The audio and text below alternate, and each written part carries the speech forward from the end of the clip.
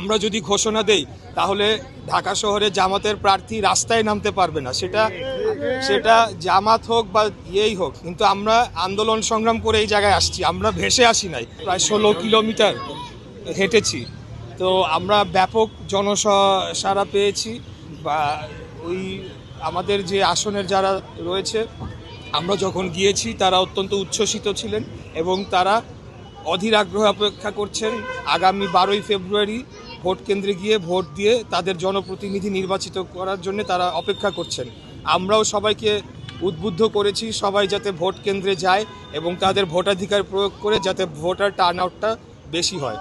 আর এর পাশাপাশি আমাদের যে স্থানীয়ভাবে যে সমস্যাগুলো রয়েছে, যেমন আমাদের গ্যাস সংকট এখন মারাত্মক আকার ধারণ করেছে, রাস্তাঘাট ভেঙে চুরমার ধ্বংস হয়ে গিয়েছে, বিভিন্ন জায়গায় খোলা ড্রেনেজ আমরা দেখতে পেয়েছি যেখানে নর্দমার মতো পানি জমে রয়েছে।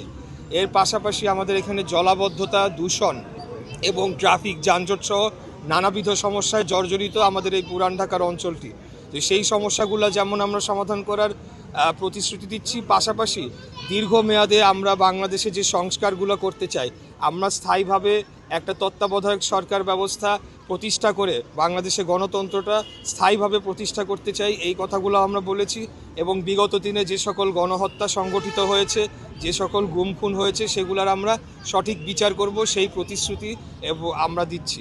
আর আমরা সকলের কাছে হ্যাঁ ভোটের জন্য প্রচারণা চালাচ্ছি। এই কথাগুলো তারা বলছে কেবলমাত্র তাদের নেতাকর্মীদের উজ্জীবিত রাখার জন্য।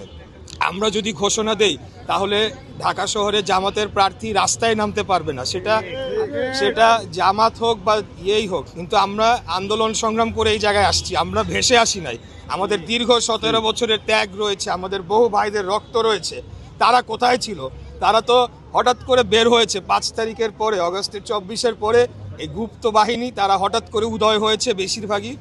এর আগে আমরা দেখেছি তারা ভোরবেলা 6টার সময় যখন রাস্তাঘাটে জনগণ থাকতো না, তারা চুপ করে অন্ধকারে বের হইতো, মিছিল করে তারা চলে যেত। এই ছিল তাদের আন্দোলন সংগঠন। আমরা রাজপথে বুক ফুলিয়ে রক্ত দিয়েছি, আমরা গুলির মুখে দাঁড়িয়ে আমাদেরকে হত্যা করা হচ্ছে 17 বছর যাবৎ, গুম খুনের শিকার হয়েছি, আমরা কোনো সময় পিছু হটে যাই নাই। তাই এখন যেটা বলছে, তারাও জানে যে তাদের ঢাকা শহরের সবগুলার জামানত বাজেয়াপ্ত হওয়ার সমূহ সম্ভাবনা রয়েছে, এটা তারাও ভালোভাবে জানে। এটা কেবল তাদের নেতাকর্মীদের উৎসাহ জাগানোর জন্য তারা করছে। আর যদি তাদের অন্য কোনো চিন্তাভাবনা থেকে থাকে তাহলে বলে দেব যে ইলেকশনের অনেক আগেই আমরা তাদেরকে ক্লোজ করে ঢাকা থেকে বিতাড়িত করে দেবো, এটা আমি বলতে চাই। ব্যক্তিবর্গ তারা অবৈধভাবে বিভিন্ন জায়গায় স্থাপনা নির্মাণ করছে, ফুটপাতে অবৈধভাবে স্থাপনা নির্মাণ করছে, রাস্তায় স্থাপনা নির্মাণ করছে এবং সেখান থেকে চাঁদা তুলছে। এদের ব্যাপারে আমরা জিরো টলারেন্স নীতি গ্রহণ করেছি।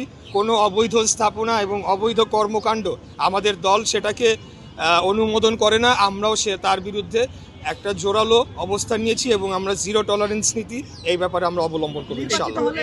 এটা যেহেতু আমাদের দল থেকে যে স্টেটমেন্ট দেওয়া হচ্ছে, আমি সেইখানেই থাকছি এবং এই ব্যাপারে যেহেতু আমাদের কেন্দ্রীয়ভাবে এই বিষয়টি কমিশনের সাথে যোগাযোগ করে একটা জায়গায় যাওয়ার চেষ্টা করা হচ্ছে, সেখানেই থাক।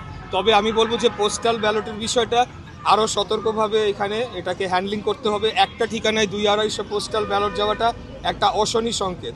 তাই আমি বলবো যে আমাদের সকলের সজাগ থাকতে হবে। যদি এখানে কারো কোনো গাফিলতি থেকে থাকে, সেটা এখনও সময় রয়েছে, সেটাকে ঠিক করা সম্ভব রয়েছে। এর পাশাপাশি আপনারা জানেন পোস্টাল ব্যালটের কিন্তু আলাদা একটা কেন্দ্র রয়েছে, সেখানে আলাদাভাবে গণনা হবে। তো সেখানে যদি কোনো অনিয়ম হয় তাহলে পোস্টাল ব্যালটকে তো আমরা আমলে নিতে পারবো না চূড়ান্ত ফলাফলের জন্য, এটা আমি বলতে চাই। যদি কোনো ধরনের অনিয়ম পাওয়া যায়, আরও বেশি পাওয়া যায়। আর দ্বিতীয় হচ্ছে যে আপনার প্রশ্নটি ছিল জয়ের ব্যাপারে।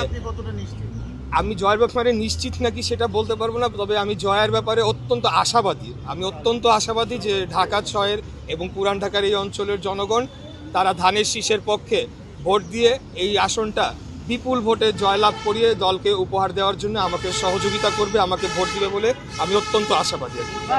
কর্মসংস্থান এবং নারীদের ক্ষমতায়নে আপনার ভাবনা কি? কর্মসংস্থান এবং নারীদের উন্নয়নে আমাদের 31 দফার মধ্যেই কিন্তু সেটা বলা হয়েছে।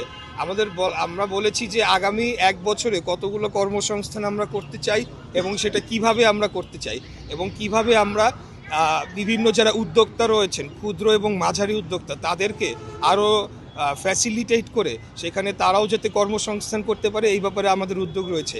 নারীদের ক্ষমতায়নের ব্যাপারেও আমাদের ব্যাপক সেখানে পরিকল্পনা রয়েছে। তার মধ্যে ফ্যামিলি কার্ড, নারীদের অর্থনৈতিকভাবে স্বাবলম্বী করে তোলা, নারীদের জন্য বিশেষ ব্যবস্থাপনা, সেটা গণপরিবহন থেকে শুরু করে বিভিন্ন জায়গায় যাতে তারা স্বস্তিতে চলাফেরা করতে পারে। আপনি আমাদের 31 দফাটা ভালো করে পড়লে পাবেন। Thank you.